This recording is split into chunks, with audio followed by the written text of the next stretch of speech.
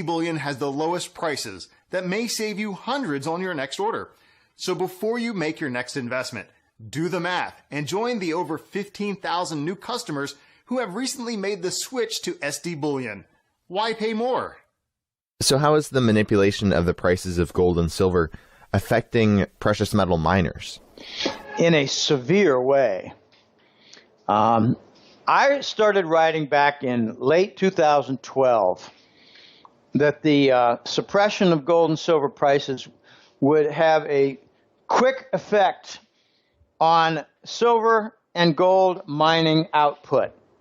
Namely, how much do the silver miners in Canada produce each year as an aggregate? How much do the U.S.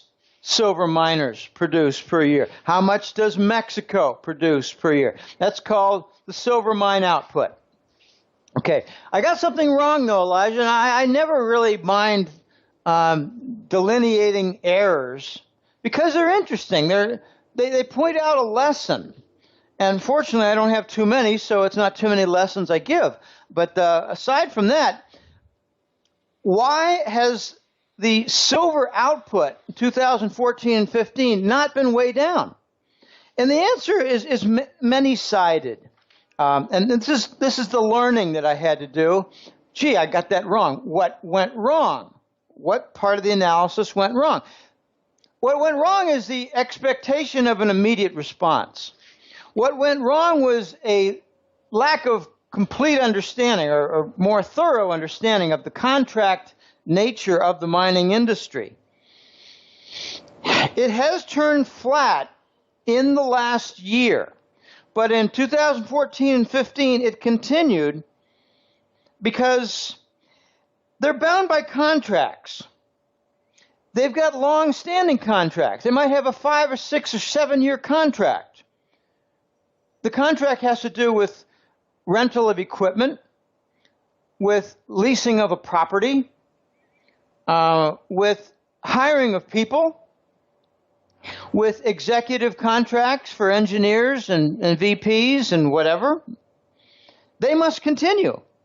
They don't really have the opportunity or the option to say, well, in view of the silver price being low and suppressed, we're going to violate these 16 contracts, and we'll just hope for the best in the court system. No, they don't act that way.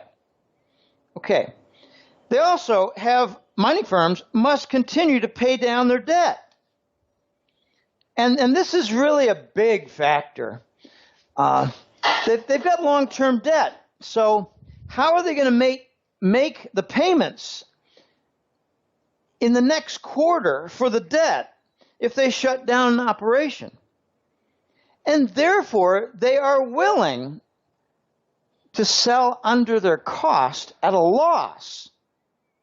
Well, that's like saying, I'll work in the field, but I won't be able to make enough money to feed myself just so I can make my monthly revolving credit card payments. Okay? That's the micro example. They've got long-term contracts, maybe even to supply the COMEX.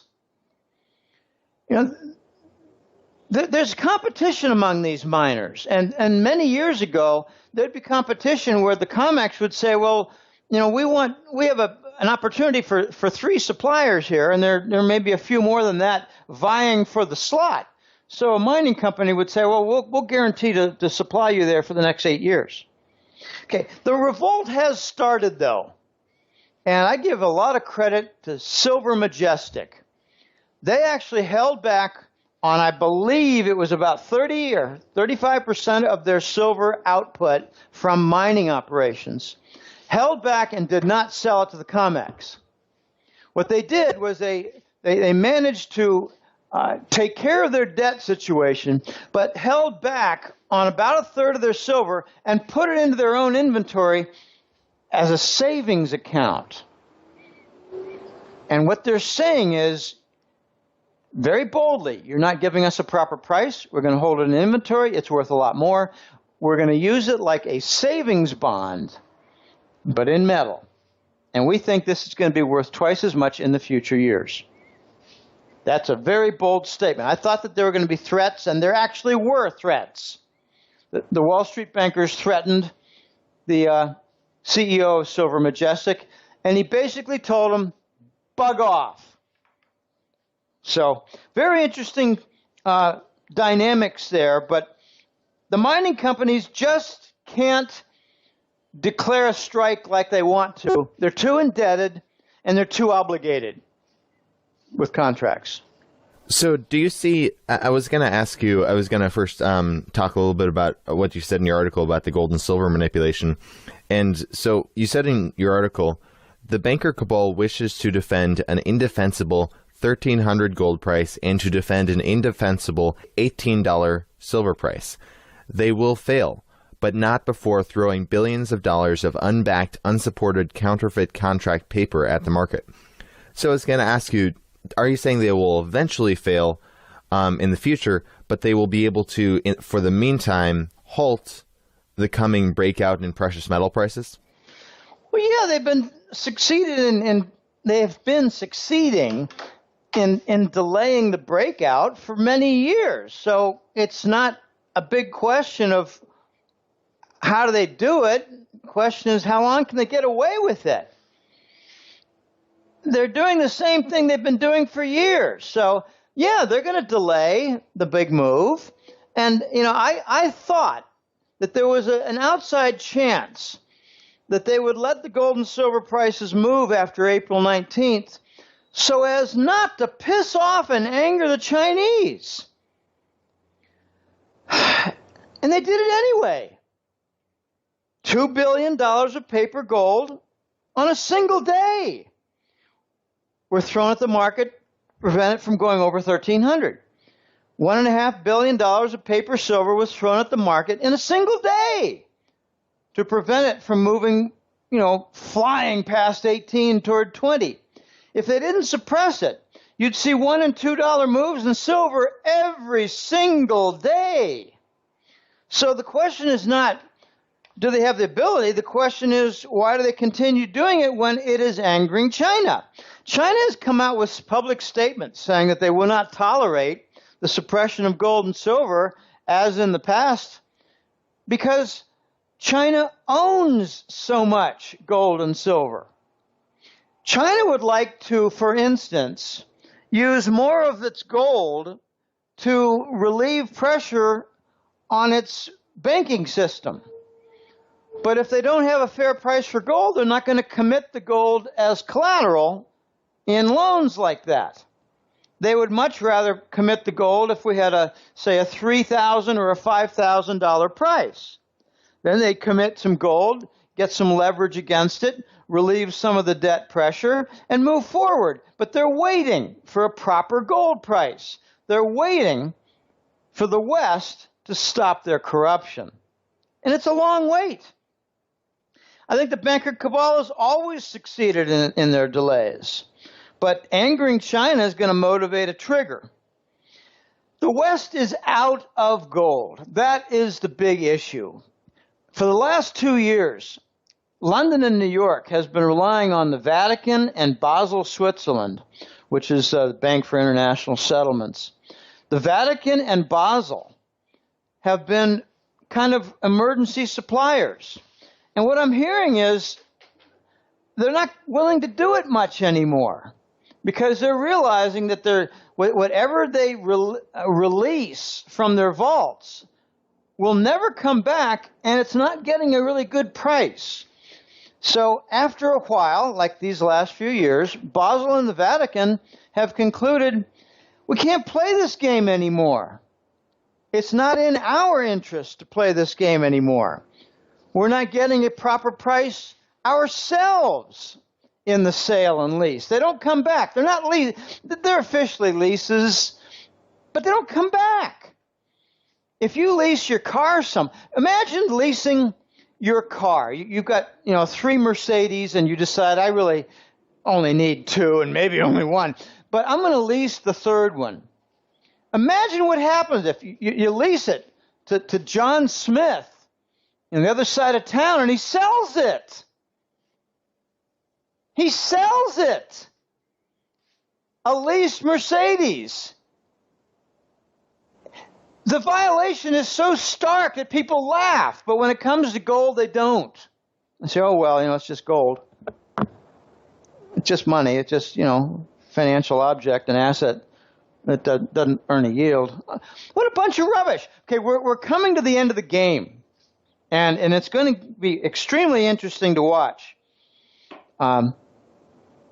We got enormous amount of global gold demand,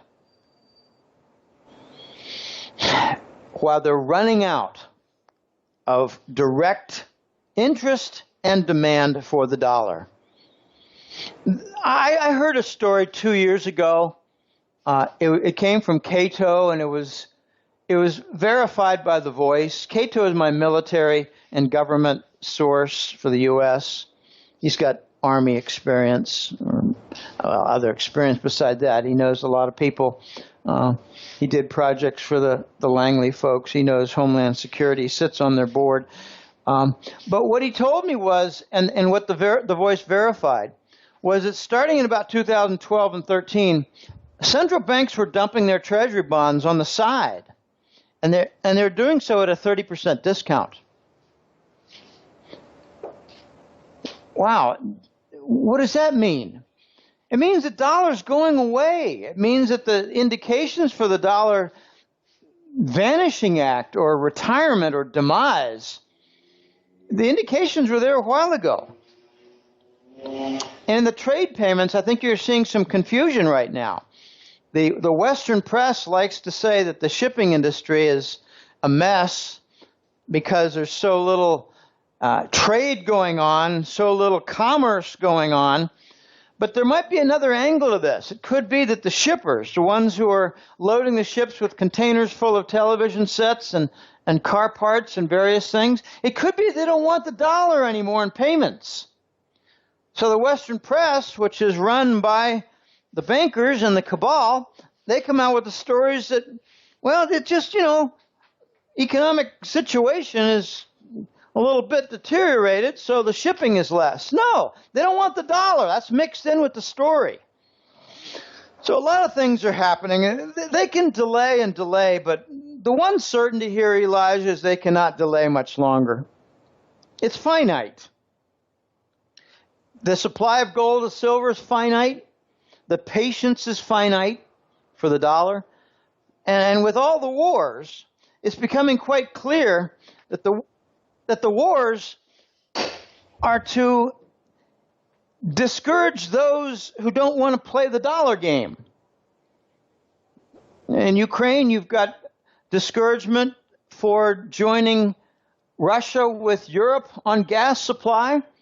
Eventually, Russia would not demand the dollar for the energy supply, whether it's whether it's gas or oil.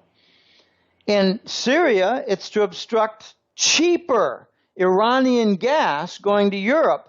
So Europe is obligated to pay the Arab LNG and higher priced gas. So that war is to make sure Europe pays a higher price for gas, natural gas. Okay, these are all the dollar wars, I call them. And the global participants, they notice these things, and they realize, my gosh, we're seeing war to defend the dollar, which was a 2004 and 5 forecast of mine, called stupid by a lot of people. But, the funny thing about forecasts, Eli, is even when they go correct, when they turn correct and it's rather clear, you really can't say, well, I've demonstrated that to be a correct forecast. And the clowns out there, the dummies, they don't even know how to detect a correct forecast. And so I don't really care about them. I don't care about the ones out there with the 90 IQs like George Bush and his family. Interesting times, but Deutsche Bank's in the news here, Eli, and this could be a giant crowbar. Definitely, and I was going to ask you about Deutsche Bank. About 2 weeks ago, Deutsche Bank agreed to settle on U.S. lawsuits accusing them of gold and silver manipulation, and this is from Reuters. Quote, the plaintiffs accused Deutsche Bank of conspiring with Bank of Nova Scotia, Barclays, HSBC Holdings, and Societe Generale to manipulate prices of gold, gold futures and options, and gold derivatives through twice-a-day meetings to set the so-called gold London fixing. They also accused Deutsche Bank, HSBC, and Scotiabank of a similar conspiracy to manipulate silver prices by rigging the daily silver fix. So, do you think with this coming out, it seems like this is pretty much proof that what you've been saying all along of that the banks are manipulating the gold and silver prices, it seems like this is pretty much proof that that's the case. And do you think because of this lawsuit, in the mainstream media, do you think, the manipulation of gold and silver prices are really becoming mainstream knowledge? Yeah, it's trying to work into mainstream knowledge, but if you were to ask 100 people sampled on the street, what's the London gold fix?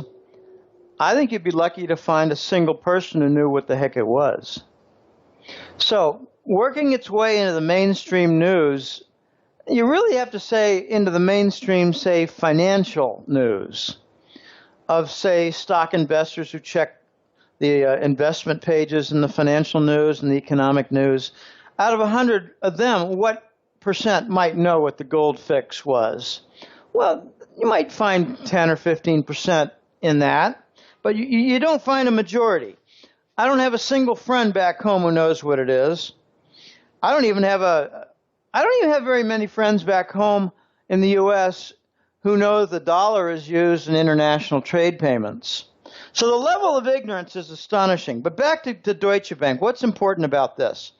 The first thing that is important about this is why are any of these events happening with respect to Deutsche Bank?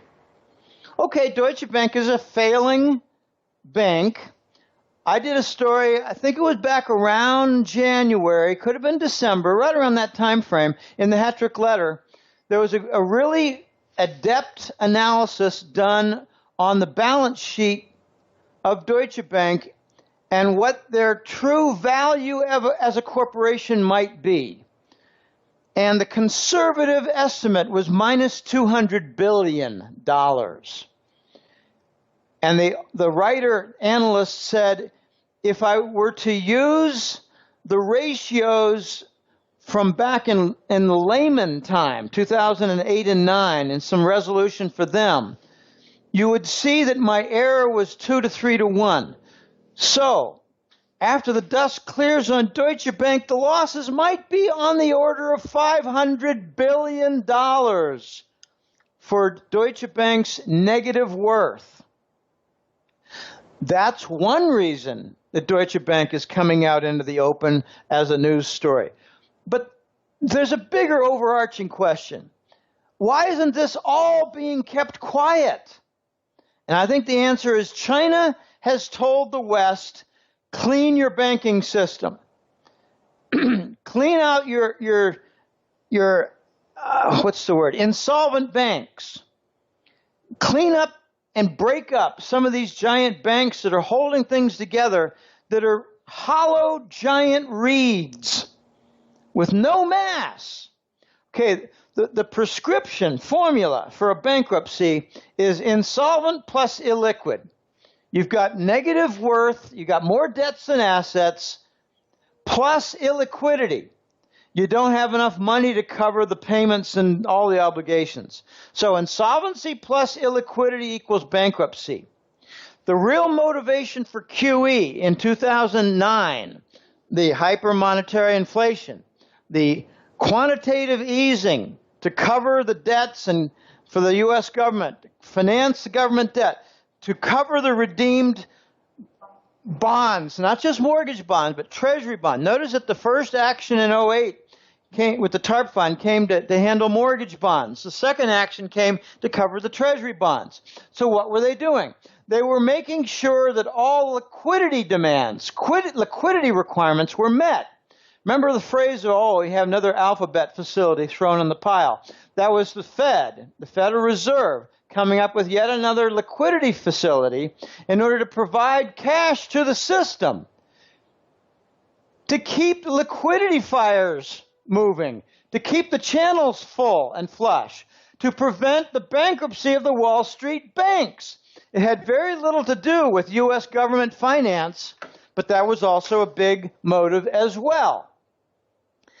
Oh, my goodness. So you had the LIBOR fraud out of Barclays, and Deutsche Bank was party to that. You had statements 2 years ago that there are perhaps liabilities of over $1 trillion for these banks because of all the adjustable rate mortgages that were set throughout all the Western nations, improperly set. Not a single giant lawsuit with restitution. They don't even know how to do the restitution for the LIBOR fraud. What are you going to do? Line up all the different Americans who have an adjustable rate mortgage and give them an extra $200 a month, or $115 a month, or even $80 a month over a long-term contract that stretched 8 years, and then go back for all the older contracts with sold homes and redeemed, paid off mortgages? They don't even know how to do that. So they didn't do anything. Well, now in a related case, not the LIBOR with interest rates, London interbank overnight rate is what LIBOR means, and there's a Euribor for European, not London. So now you have Deutsche Bank being forced to admit that they committed fraud in the gold fix, in the gold market, manipulation of prices. Who ordered them to do that? It certainly was not the U.S. Department of Justice. There's no justice in the U.S. Department of Justice. There's only cover-up. So I think China ordered them to clean house. Okay, this is very big because Deutsche Bank has the potential to bring down the entire Western banking system. Well, that's a rather sweeping statement, Jim. What do you mean by that? Well, what I mean by that is that Deutsche Bank has their hands in every single aspect of Western banking. Now, I can only name a few because I don't have the complete list in front of my face, but they're involved in mortgage bonds. They're involved in LIBOR. They're involved in gold. They're involved in commercial credit with industries. They're involved with holding Southern European, the PIGS sovereign debt. They're involved in not just the gold, but the silver market. They're involved in the high yield debt. They're involved in the energy market debt. They're involved in everything, including the massive derivatives, which are on the order of, I don't know. Is it 700 trillion or is it 1.4 quadrillion dollars worth of? I mean, it's just amazing. They try to redefine what the derivatives are so they could bring down the estimate of the notional value of all the Western banking system derivatives and say, no, it's not over a quadrillion. It's only 700 trillion. Okay. Most of the financial press readers just look at the headlines and the indexes.